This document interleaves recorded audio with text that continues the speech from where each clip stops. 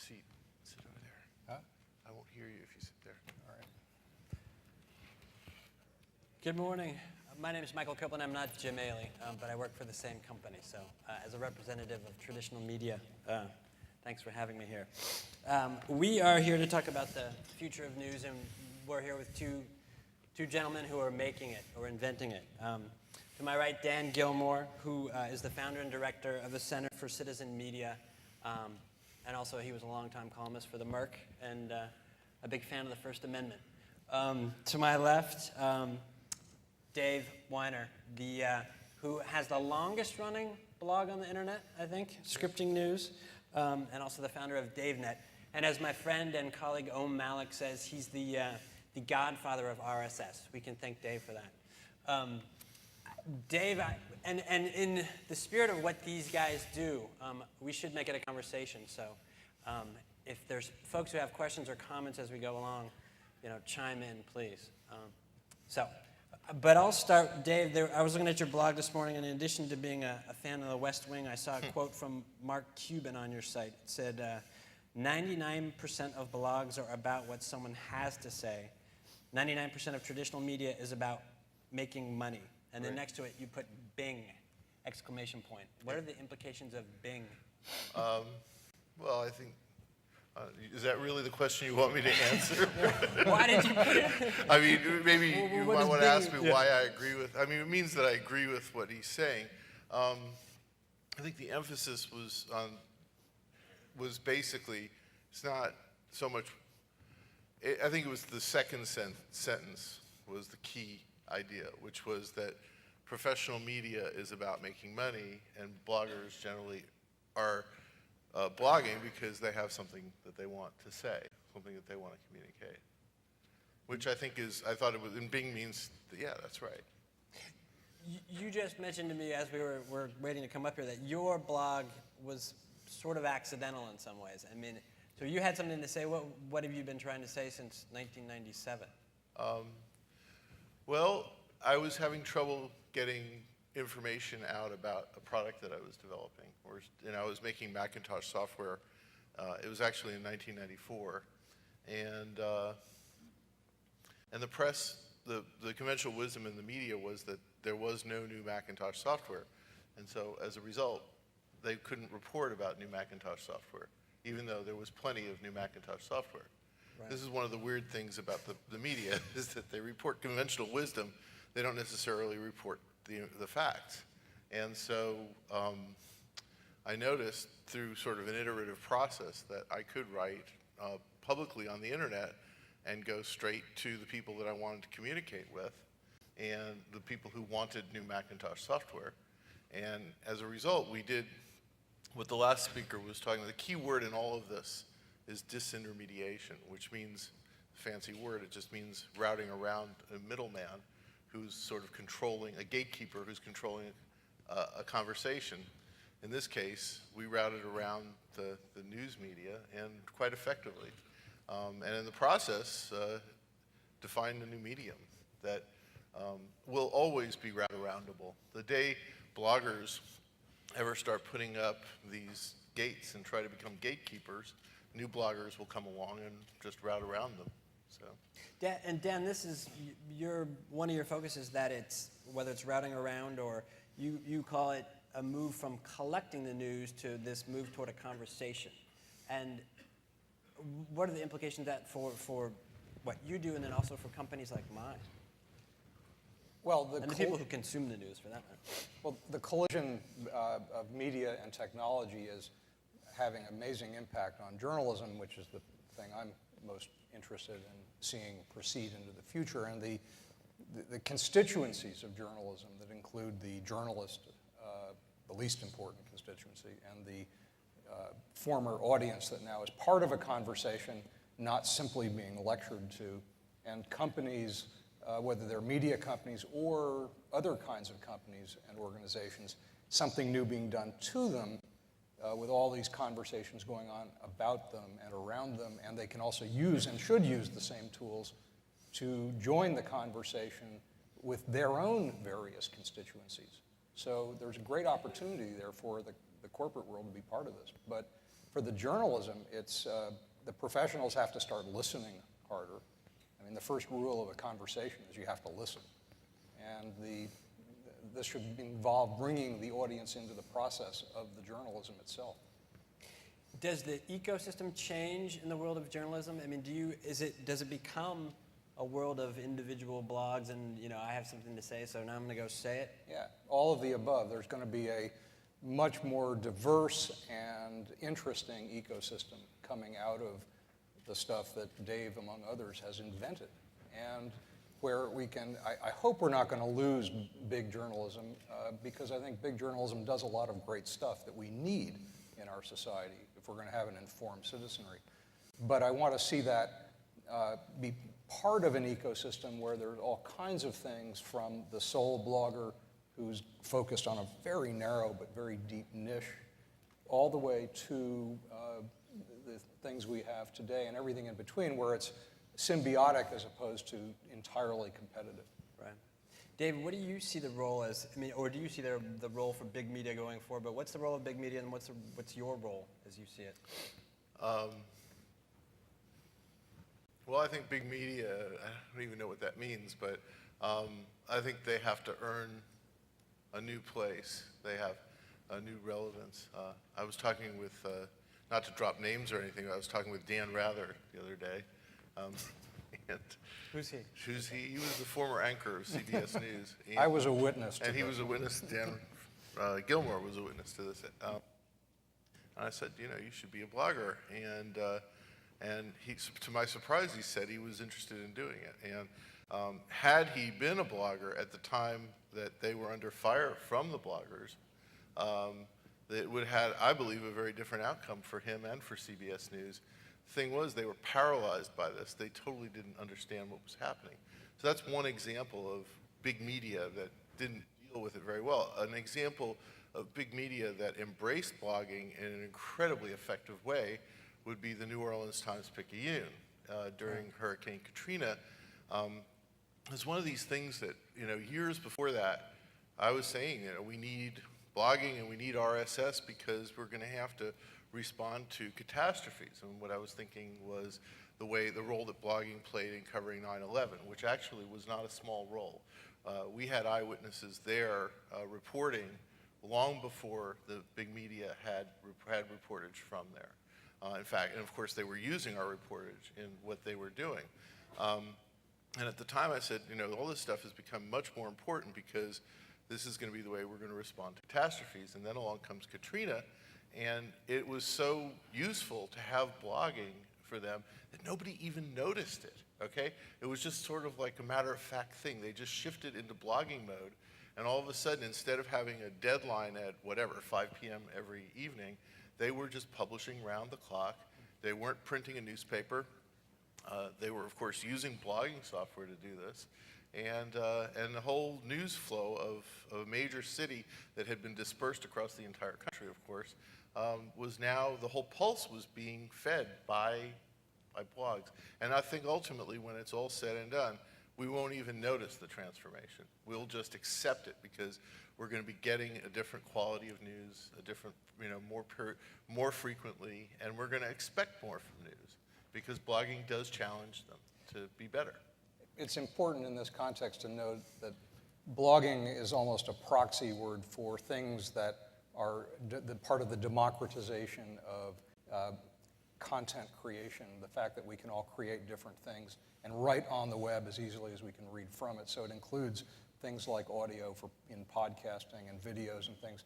And the catastrophe scenarios we've seen in particular, the tsunami and the London bombings last July, the advent of the person on the ground with a camera of one sort or another, to the point that the images we remember most from those events probably are the ones taken by not professional journalists, but people who were on the spot. There were no professional journalists at the tsunami, right? I mean, that was all amateur journalism there. Yeah. If it weren't for them, we would have absolutely no imagery of it at all. The professionals did a great job of capturing what happened afterwards and the aftermath and putting great resources in, but we remember those images of the wave crashing ashore and the London Underground the singular image from that event that everyone remembers is that green-tinged, smoky-looking thing from the subway where people are escaping, and a guy with a cloth over his mouth from a camera phone. What I find difficult though, in all of this coverage that just comes blasting at you, and given the number of the sheer size of blogs and podcasts and now video vlogs, the unfortunate word for that, but how it's grown so quickly, how do you ferret out which are the sites that I should A, trust, B, be interested in, and hear about them to begin with? There's just so much noise out there that it's hard to find the right frequency. Well, you already explained to us how you do it. You ask Malik what to do, right? But that's not a joke. I mean, you go to somebody who you trust on a personal level. I would trust him too. I happen to know him as well. And I ask him by reading his blog. I mean, I don't actually literally ask him what I should read. I read his blog, and then I've over time become familiar with who he's reading, and I start reading them if I find them interesting. You develop your own. There was an article today in the Wall Street Journal called Me, Me, Me, right? And they're talking about 20 years ago, there was this vision that you would have your own custom newspaper.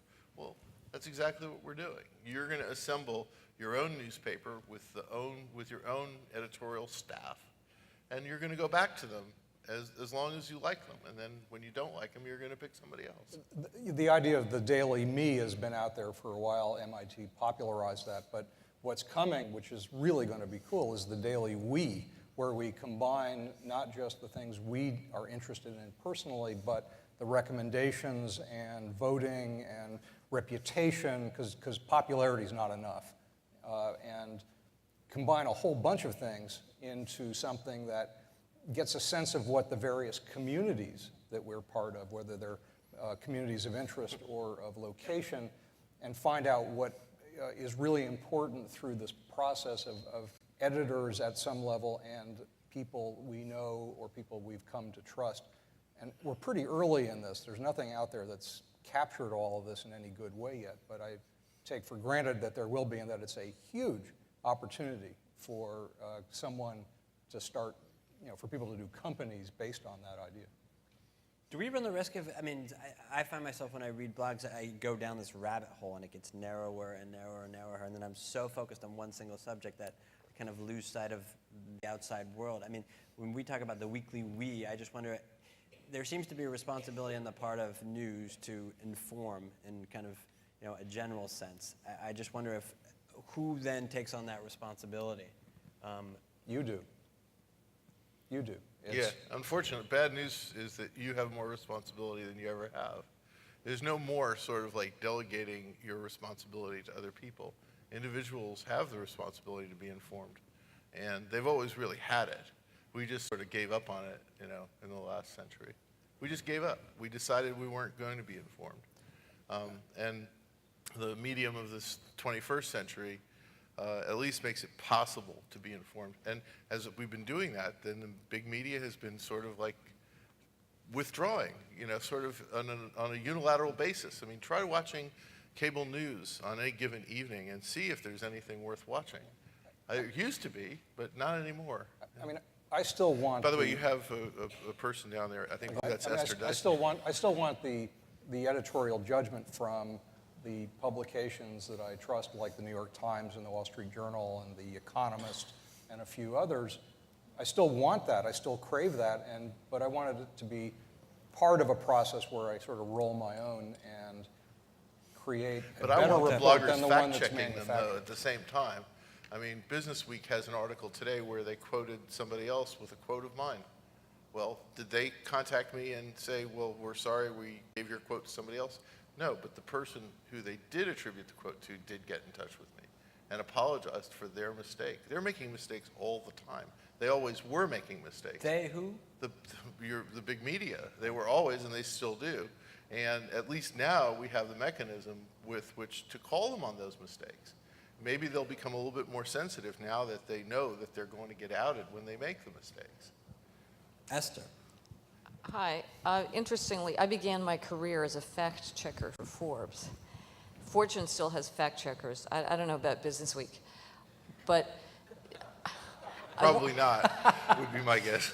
I want to go back to your answer, who has the responsibility, you do, is a wonderful answer. But the problem is, many people are not fulfilling their responsibility to be fully informed citizens, to read both the red and the blue state versions, to find out about more than who is the latest movie star. We have a society that believes in a lot of individual freedom, but we also believe occasionally in collective action. And we have state-funded education. It may or may not be very good. I'd like you both, there's no answer, but I'd like you both to address this a little less glibly. What do you do about the role of institutions? What is the responsibility of institutions as opposed to individuals to make us not just a free, but a well-educated and well-informed society? Well, you start with the institution of parenthood, and parents need to teach children, and schools then need to follow up on that to teach some sort of media literacy, and I mean that not in the old-fashioned sense, but the idea that we are learning things all the time and that we're constantly educating ourselves and that we're skeptical. We are not teaching kids today to be sufficiently skeptical about what they see. And suppose the parents don't rise to that responsibility. I can't hear you. Suppose the parents don't rise to that responsibility. I can't fix that. I can provide some tools online that will help. I can talk a lot. I can try and help people find good material. But if we don't have a culture that cares, that's bigger than I'm capable of solving. I think, though, that the act of getting more engaged with the news may not inevitably, but may lead toward more engagement with social and political parts of our world in a way that people actually become more activist, which I think would be a good outcome. I don't have any faith in institutions, Esther, and I also think this is a mistake the tech industry always makes. And this is the tech industry, right? Tech industry's point of view is that we are here to solve every problem, and we're in a special place where we can actually solve big problems. We can't. We can make technology products, and I would say I don't consider myself part of the technology industry anymore. I actually feel like I'm part of the publishing industry. But I think necessity will be the mother of invention on this one. I think things will get continually worse until people realize out of necessity that they need to be informed. Katrina was a good example of that, okay? People that were thrown out of their houses didn't have a place to go, right? They needed information, and so they needed to develop new ways to be informed because their reality had been disrupted sufficiently that they needed to become more information gathering. If this war in Iraq continues and the draft comes back, I'll bet you we go through another period where the 18-year-old males, at least, are going to be very interested in information. Maybe not. Maybe we can't solve any problems, but that's not on topic, I don't think. That's not something that is so big that human beings can't, I think, discuss this. Or you could discuss it at the World Economic Forum. That would probably be a good place. Okay, I'm not running this panel, but let me just say one more point. Why not create some new institutions? Yes, they will then grow sclerotic and we should overthrow them. Do you believe that would work? Yes. Okay. It'll work better than just saying, no, I'm not responsible. No, I'm not. I can't create. I just answered honestly and truthfully. I don't believe in institutions. I mean, but if you can start an institution and it actually shows promise, I'll write you a check. I'll be happy to, and I'll contribute my time too. I think Dan's trying to do that. I'm trying. I mean, I'm not here to promote my center. I'm here to, but I think that we have to provide a lot of different thinking than we've had out there in the past. And I do, though, think that people who are joining conversations online where they solve problems collaboratively, even if they're about something that has nothing to do with the big issues of the day, the big political and social ones, if they've solved or made progress on something in that collaborative process by using these new tools, I think maybe they're going to have more recognition that maybe they can solve some other problems in the same way. And if the tools and the ways to do it are more obvious to them, maybe they will venture outward and further. That's one of my hopes. Do the citizens, in citizens media, does their training just sort of happen as they go along? I mean, the people that you work with, what inspires them to, A, participate, and why do they need to put it out there? Why can't they just tell their neighbors? Or is that what they're doing? It depends at what kind of media we're talking about. People don't need a lot of training to post a picture up to Flickr. That comes pretty easily with any modest level of computer savvy and digital photo savvy. Understanding the difference between conversation and journalism is a separate issue, and one, again, that I'm hoping to help with, but that these are, most of what's out there is not journalism, and most bloggers don't want to be journalists. Oh, come on. That's silly. They don't. What is journalism? I mean, why isn't it journalism? What isn't journalism? Tell me what isn't journalism, okay? We always have this discussion about what is journalism.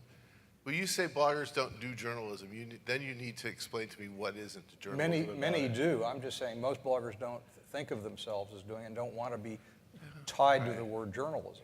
I mean, can I just take a stab at the question that you asked? I don't think people need training on how to do journalism. I think that basically you need sort of the basic ingredients that human beings are sort of born with, which is honesty and integrity, okay?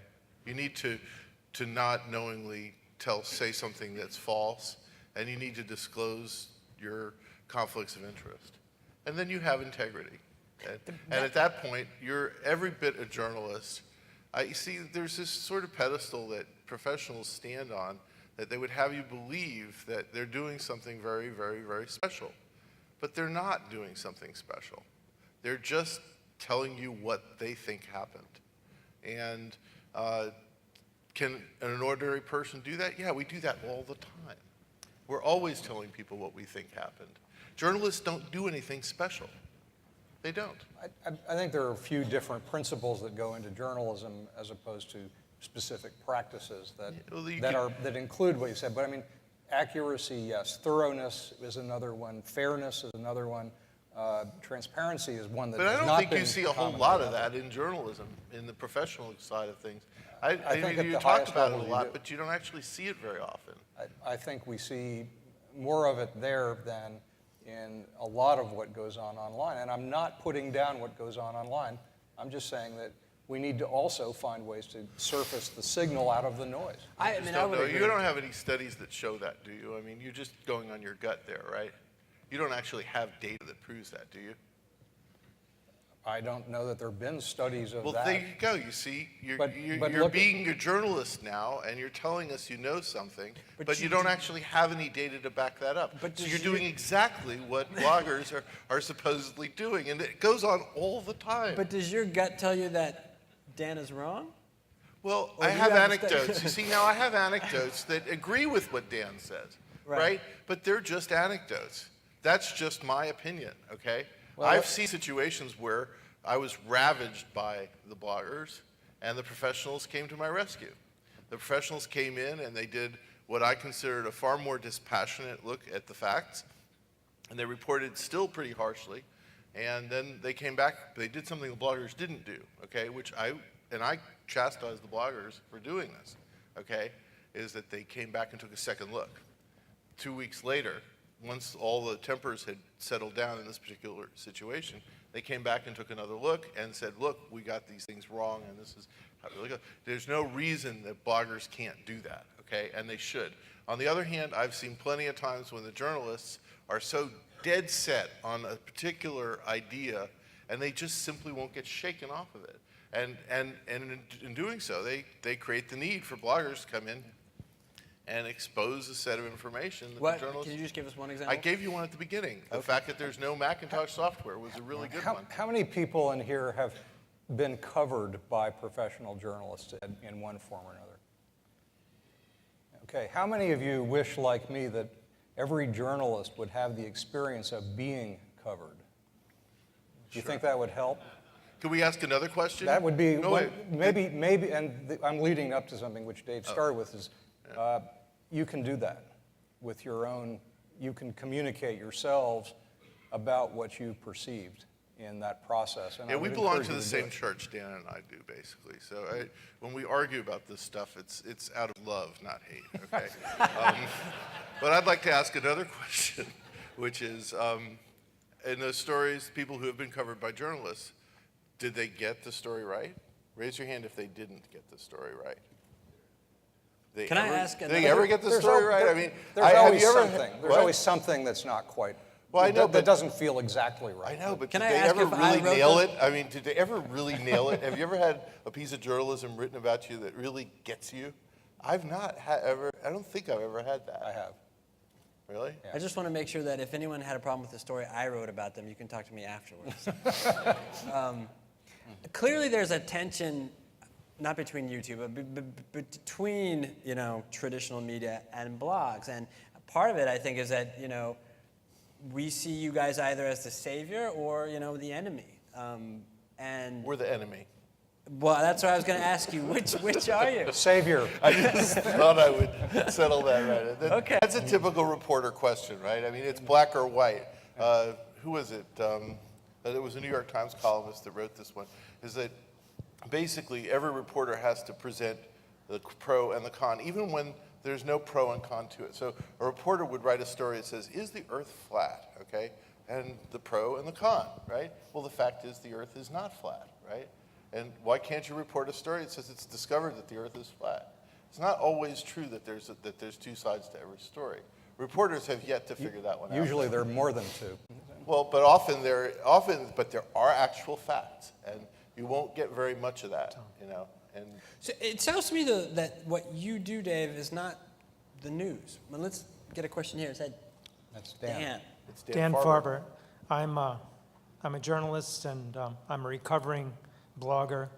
I'm a recovering journalist, so we're sort of even.